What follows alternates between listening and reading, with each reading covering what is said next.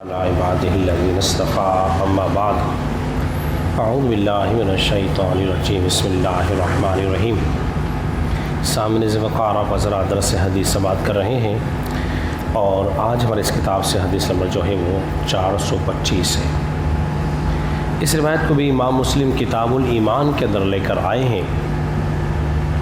حضرت سیدنا عبداللہ بن عمرو بن عاص رضی اللہ تعالیٰ عنہ سے مروی ہے، وہ فرماتے ہیں کہ نبی کریم صلی اللہ علیہ وسلم نے جب قرآن مجید فرقان حمید کے اندر حضرت ابراہیم علیہ السلام کا ذکر دیکھا اور پڑھا، کیونکہ یہ تھا ربی انہم اضللن کثیرا من الناس، اے میرے رب بے شک ان بتوں نے بہت سارے لوگوں کو بہکا دیا ہے، فمن تبعنی فانہ منی،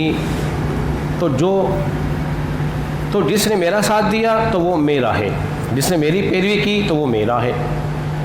اسی طرح عیسیٰ علیہ السلام کے بارے میں بھی قرآن مجید فرقان حمید کے اندر موجود ہے، ان تعذبہم فانہم عبادک، اے اللہ یہ تیرے بندے ہیں، تو چاہے ان کو عذاب کر دے، وان تغفر لہم، چاہے تو ان کو بخش دے۔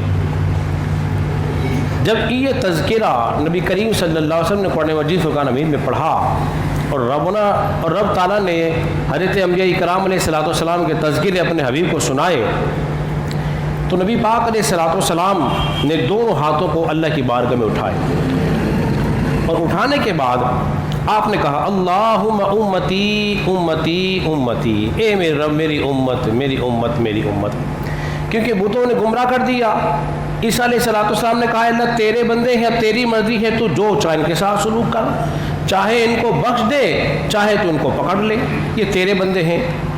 اب نبی پاک علیہ السلام نے فرمایا اللہ یہ بندے تو تیرے ہیں پر امتی میرے ہیں، بندے تو تیرے ہیں پر امتی میرے ہیں۔ تو حضور علیہ السلام فکر مند ہو رہے ہیں، آپ کو غم کھایا جا رہا ہے، کس کا؟ امتی کا۔ اور پھر آپ نے اللہ کی بارگاہ میں سوال کیے، ہاتھ اٹھا رہے ہیں، دعا کر رہے ہیں، ساتھ ساتھ آپ رو دیے اور آنسو بہنے لگے۔ اللہ تبارک و تعالیٰ جو کہ عالم الغیبی و شہادہ ہے، ہر غیب کا جاننے والا ہے، اس نے فوراً جبریل کو بھیجا اور بھیجنے کے بعد کہا ہے جبریل ذرا جلدی جا اور میرے حبیب کی بارگاہ میں حاضر ہو کے پوچھ کہ محبوب پیارے تجھے کس بات نے رلایا ہے، تجھے کس بات نے رلایا ہے۔ جبریل فوراً نبی پاک علیہ السلام کی خدمت کے اندر آئے اور آنے کے بعد وہی سوال کیا جو رب نے اسے کہہ کے بھیجا تھا۔ تو آپ علیہ السلام نے فرمایا جبریل مجھے میری امت کے غم نے رلایا ہے۔ پھر جب وہ جبریل اللہ کی بارگاہ میں حاضر ہوئے تو اللہ تبارک و تعالیٰ نے فرمایا اے محبوب پیارے تو غم نہ کر، ہم تجھے تیری امت کے بارے میں تجھے راضی فرما دیں گے، تجھے تیری امت کے بارے میں راضی کر دیں گے۔ علماء نے بڑی نفیس اور پیاری بات کہی، وہ فرماتے ہیں کہ رسول اللہ صلی اللہ علیہ وسلم کا رونا امتی کے لیے ذریعہ خوشی کا باعث ہے۔ کس کا باعث ہے؟ ذریعہ خوشی کا باعث ہے۔ آپ کو حیرت ہوگی رونے میں کیا خوشی ہو سکتی ہے؟ فرمایا جس طرح بارش ہوتی ہے، جب بادل روتے ہیں تو پھر کیا ہوتا ہے؟ پھول کھلتے ہیں۔